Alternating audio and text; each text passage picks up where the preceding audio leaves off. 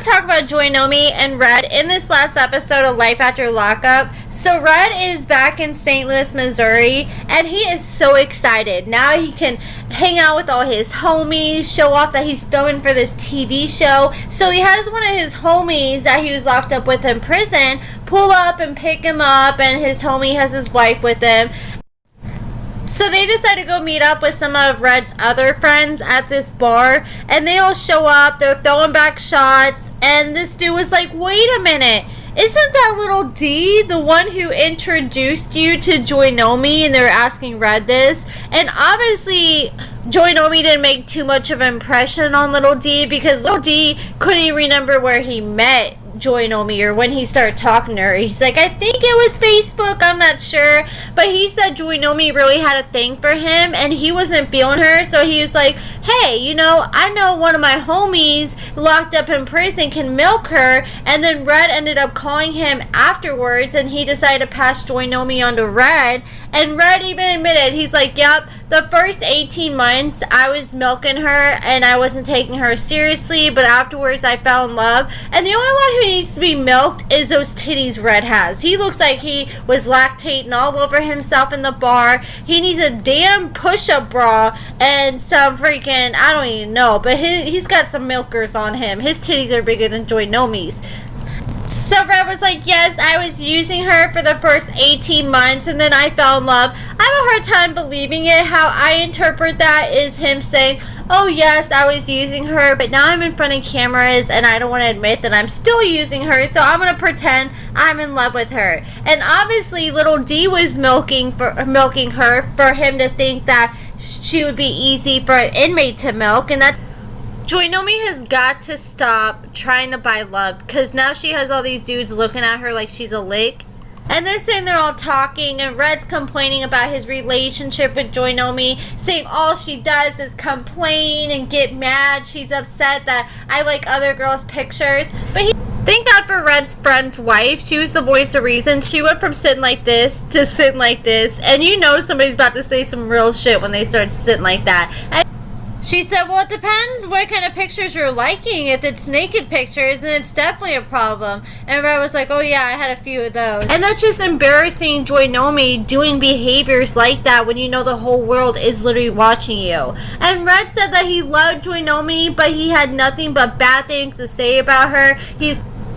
Red isn't taking any accountability though, because most of the problems they've had since he's been out of prison is revolving around Red and him not being able to stay faithful to Joynomi. And I hope Joynomi is watching this, and if she needs any confirmation that she doesn't need to mess with Red again, this is it. Because you have your kid calling this dude daddy when he full on admitted that he just saw you as a lick. I know prison's all about survival, but the fact that Red is outside of prison now and he's still playing in this girl's face and still having her son call him daddy, I feel like the only reason he proposed to Joynomi was for another season. He knows he does not want to be faithful to this girl for the rest of his life. I saw someone under one of Red's Facebook posts asked Red what Joynomi's been up to, and he kind of snapped back all sassy saying, oh, she's out here trying to find Sway's father. There's nothing wrong with that, as she should, but of course she needs to go find him a daddy, because you acted like you were going to play daddy and you were just playing in that kid's face. But at the same time, Joynomi should have never had her own son, because it's her son, so she's the main problem in this factor. She should have never had her son calling him daddy and getting attached to him like this, because even her son in this episode is like, where's daddy? When is he coming back? Is he going to be gone for long? So his absence is being felt by Sway. And Joynomi was cleaning, and while she was cleaning, she was trying to help Sway learn how to clean too. And while he's doing that, she's looking around. She's like, wait a minute. I don't see this PlayStation that Red said he left. So remember a few episodes ago when Red suddenly wanted to dip out to Missouri out of nowhere, and Joynomi was like, are you coming back? And he's like, I left my PlayStation here, of course, you know. Not because Joynomi or Sway's here, but he's for sure coming back for that PlayStation. So Joynomi starts freaking out because at first she took his word for it. Now she can't find the PlayStation, and she's like, damn, if he took the PlayStation, he probably most definitely ain't coming back. And she can't find it. She's upset. But then fast forward a day or two later, he ends up coming back, and I noticed he was knocking on the door, so I'm glad she at least didn't give him a key yet, because that boy does not deserve a key. Red walks in, and he said he had a good trip, and Joynomi was like, well, why didn't you check up on us? Then Joynomi asked Red to sit down because she had a few things she wanted to express to him. So she pulls out this list that she wrote while he was gone, and she's like, look, I need you to know I need these things from you in order to be in a relationship with you. She said, first, I need trust. Second, I need honesty. Those things should go hand in hand. And I feel like that's something you shouldn't have to ask your partner for. That's something they should already be giving you. But I'm glad that they're able to have healthy communication and she's able to express what she wants instead of beating around the bush or not saying anything and then becoming passive aggressive. And Red was like, okay, I can do that for you. Then she said, I need you to get a job. And she spoke some truth, I feel like, because she said, you know, I feel like you're still just being selfish and looking out for yourself. And I think that's true, because if he really cared about Joynomi and her son, then he would want to make a difference and contribute to the household and help make their lives easier. And he'd be getting a job as soon as possible. But here he is. He's been out of prison for I don't know how long yet. But he doesn't seem like he has any motivation to get a job anytime soon. And here, fast forward 6 months later, and still on Facebook, I saw the other day someone asked him if he had a job, and he said no, and he was trying to ask about like a studio or some equipment to make a studio, and someone was like, okay, you're focused on this, but how about you get a job? And he's like, well, it's good to have hobbies, but at the same time, you need to have priorities. A job needs to come first, and I feel like he's just looking at WeTV as his job, but here in a few weeks, the season's going to be over, and the paychecks aren't going to be coming in anymore. At the beginning of the episode, when Red's homie first picked him up, and Red was talking, saying, you know, all these dudes we were locked up with keep going back, I ain't ever going back. Of course, that's easy to say when you have easy money coming in every single week. Every time they air an episode, you get a minimum of $2,000 in your bank account. But the real test is once this show is done and the checks stop coming in and the money dries up, what are you going to do then? And a lot of people go back to what they're familiar with, the fast, easy money that's going to land him back in prison.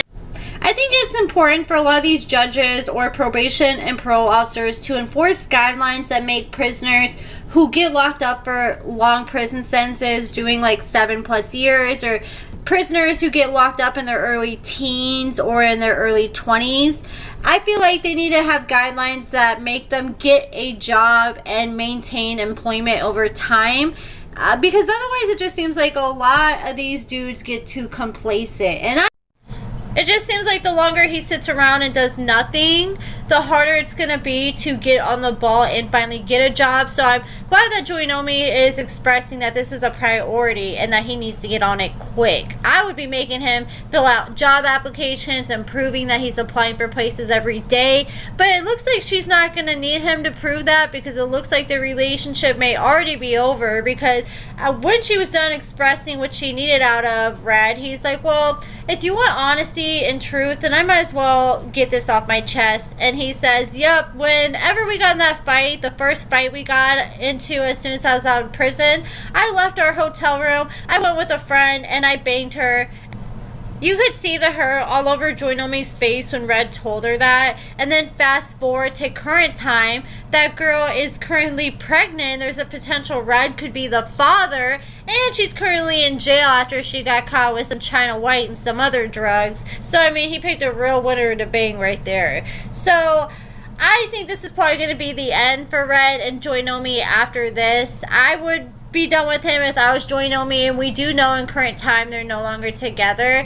And I have to give Red credit for at least being honest with Joynomi. I was shocked he was able to tell her straight to her face, and I'm kind of have a feeling that he did it because, one, he knew that she was going to see it on TV, and it's better that he tells her before she finds out and gets even more mad. So at least he was able to do that. But I also feel like he did that because he wanted her to know so she would get mad and leave him, and he can have an excuse to leave and go back to St. Louis and not have to look like the bad guy for breaking up with her. I'm glad Joynomi and Red are no longer together because, one, they don't need to be together, and two, I don't want to see them on another season. I was actually excited to see them on Life After Lockup because a lot of the couples I just used to fast forward on. I'm not really into their storylines. It just seems like filler for the episodes. But I was actually excited with Joynomi and Red because when I first read their cast description when they first came on the scene, I was like, wow, they got a crazy past with her cheating, getting pregnant on him. But after this season, like the first season of Love After Lockup was kind of interesting, but the spin-off Life After Lockup, it's just getting repetitive. It's just Joynomi constantly crying, Red constantly being a little hoe, and it's just too much. I feel like I'm watching 1,000-Pound Sisters, watching Amy cry the whole season, but with Joynomi, and it's not fun to watch someone cry every single episode. But that's it for this video, guys. Let me know what you guys think about everything in the comments below. Check out my lashes and cosmetics at AccordingtoAmber.com. Give this video a thumbs up, subscribe, and thank you so much for watching.